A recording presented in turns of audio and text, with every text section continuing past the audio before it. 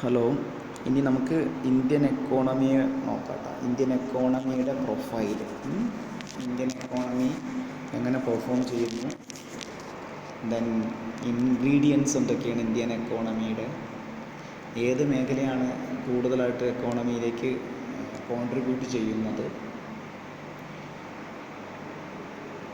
അങ്ങനെ ഇന്ത്യയിലെ ഒരുവിധം കാര്യങ്ങളിലൂടെ കടന്നു പോകുന്ന ഒരു വീഡിയോ ആണ് ഇടാൻ ഉദ്ദേശിക്കുന്നത്.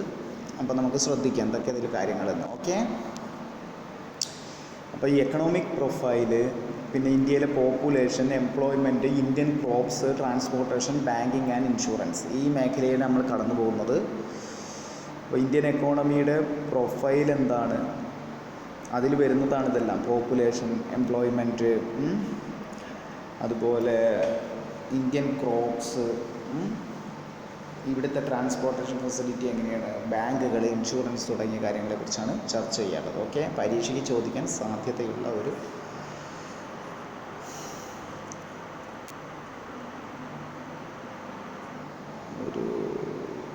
മേഖലയാണ് ഇത്. ഓക്കെ, എക്കണോമിക് പ്രൊഫൈൽ നോക്കുകയാണെങ്കിൽ നിങ്ങൾക്കറിയാം, Indian economy is one of the largest in the world, which stands 5th. Currently it stands 5th position in the GDP growth and India's purchasing power parity, that is ability to purchase,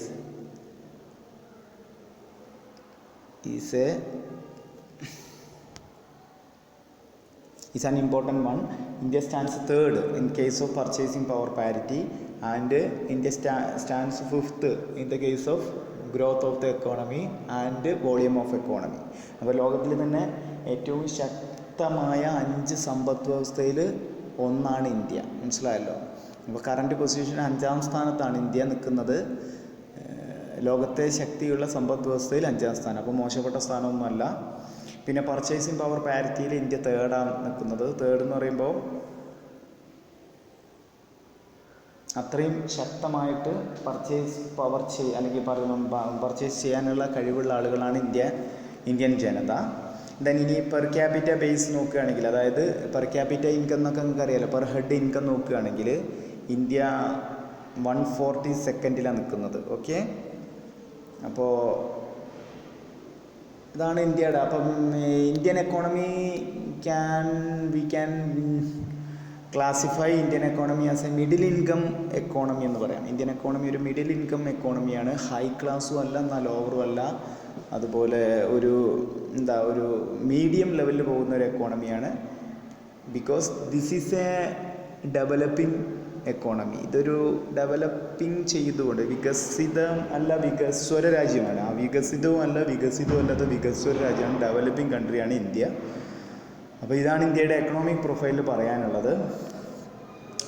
ഇനി നമ്മുടെ work force, അതായത് 500 million എന്ന് വെച്ചാൽ 50 കോടിയോളം ജനങ്ങൾ,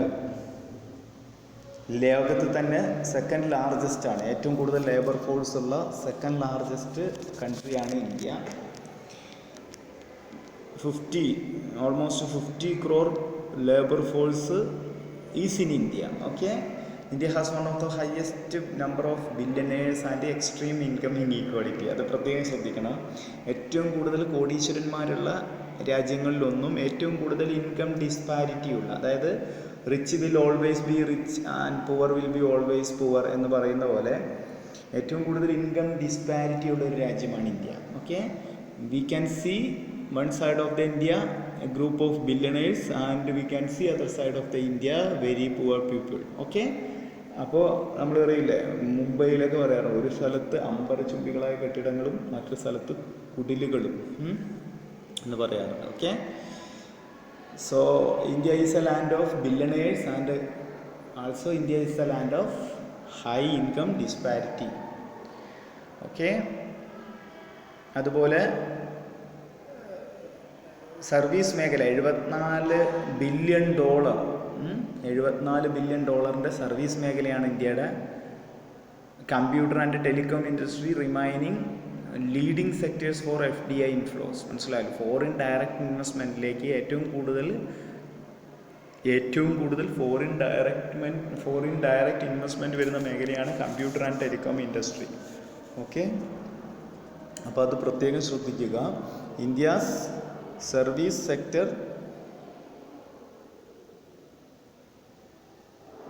with $74 billion is one of the largest in the world, and Indian computer and telecom industry always invites foreign direct investment.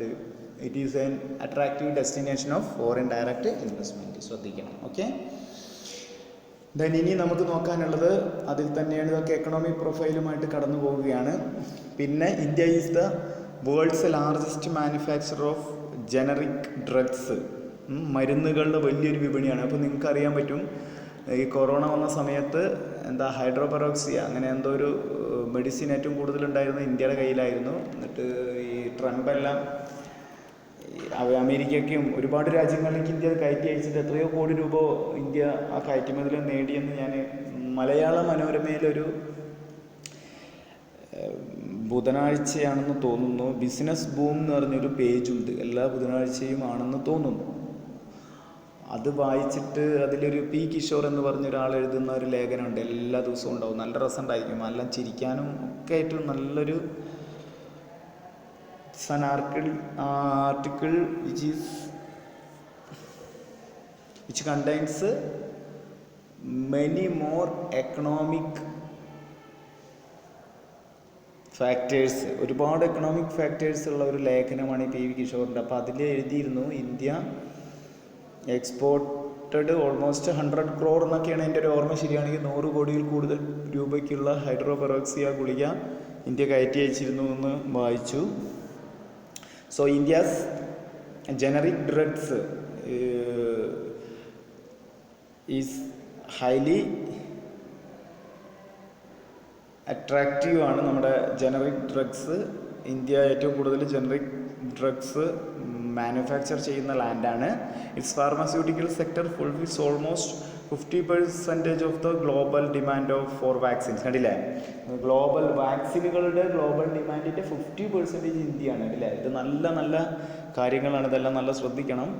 അപ്പം വാക്സിനുകളുടെ ആവശ്യകതയുടെ 50% ഇന്ത്യയാണ് നികത്തി കൊടുക്കുന്നത്. അപ്പോൾ ലോകത്തിലെ ഏറ്റവും കൂടുതൽ വാക്സിൻ ഉൽപ്പാദിപ്പിച്ച് കയറ്റി അയക്കുന്ന രാജ്യങ്ങളിൽ ഒന്നാണ് India. Okay, then Indian IT industry is A major exporter of IT services. അത് പ്രത്യേകിച്ച് പറയേണ്ട കാര്യമില്ല. ഇന്ത്യയുടെ IT മേഖല പറഞ്ഞാൽ വെൽ ഡെവലപ്ഡ് ആണ്. ഇപ്പോൾ നമ്മുടെ ടാലിയൊക്കെ നമ്മുടെ കൊമേഴ്സുമായി ബന്ധപ്പെട്ട ടാലി അക്കൗണ്ടിങ് സോഫ്റ്റ്വെയർ ഒക്കെ ബാംഗ്ലൂർ ആശ്രമമായിട്ടുള്ള കമ്പനിയെ കണ്ടുപിടിച്ചിരിക്കുന്നത്. ഇത് ഈ സോഫ്റ്റ്വെയർ കയറ്റുമതിയിലൂടെ തന്നെ ഇന്ത്യ എത്രയോ കോടിക്കണക്കിന് ഡോളർ നേടിയിട്ടുണ്ട്. അപ്പോൾ Indian IT industry is well established and 191 billion revenue and employees over 4 million people. കണ്ടില്ലേ, ഒരു 190, അതായത് ഏകദേശം $200 ബില്യൺ റവന്യൂ ആണ് ഇന്ത്യക്ക് IT മേഖല വഴി കിട്ടുന്നത്. 4 മില്യൺ പീപ്പിളിന് ഇത് ഡയറക്റ്റ് ആൻഡ് ഇൻഡയറക്റ്റ് തൊഴിൽ കൊടുക്കുന്നു. മനസ്സിലായല്ലോ, 40 ലക്ഷത്തോളം ആളുകൾക്ക് തൊഴിൽ കൊടുക്കുന്നു. അപ്പോൾ നമ്മളിപ്പം ഇന്ത്യയുടെ IT മേഖലയെക്കുറിച്ച് സംസാരിച്ചുകൊണ്ടിരിക്കുന്നത്. ഇന്ത്യൻ IT മേഖല, Indian pharmaceutical sector, Indian IT sector are very well established, and Indian pharmaceutical sector actually fulfills 50% of the global demand for vaccines. India's chemical industry is extremely diversified and estimated 178 billion. Chemical industry, രാസ വ്യവസായം സംബന്ധിച്ച് അതും നല്ല developed ആണ്. 178 ബില്യൻ്റെ ഒരു turn ഓവറാണ് അവിടെ വരുന്നത്. Billion എന്ന് പറയുമ്പോൾ എപ്പോഴും ഡോളറിലാട്ടോ, 178 billion dollar. The tourism industry contributes about 9.2% of Indian GDP and employees 42 million. മനസ്സിലായല്ലോ, 9.2% GDPയിലേക്ക് ഓൾമോസ്റ്റ് 10% സംഭാവന നൽകുന്നത് ടൂറിസം മേഖലയാണ്. 42 മില്യൺ ആളുകൾക്കാണ് ഇവർ തൊഴിൽ കൊടുക്കുന്നത്. 42 മില്യൺ എന്ന് പറഞ്ഞാൽ 4,20,00,000 4.5 കോടി ജനങ്ങൾക്ക് തൊഴിലവസരം കൊടുക്കുന്നു Indian tourism sector, which contributes 9.2% for the total GDP. India rank second globally in food and agriculture production. അത് അറിയാലോ, ഇന്ത്യയിൽ 1991 ശേഷം നടന്ന ഗ്ലോബലൈസേഷൻ അതുകൂടെ ഒക്കെ ബന്ധപ്പെടുത്തി നമ്മൾ വായിക്കേണ്ടത് അഗ്രികൾച്ചർ ഫുഡ് ഗ്രെയിൻസിലൊക്കെ ഇന്ത്യ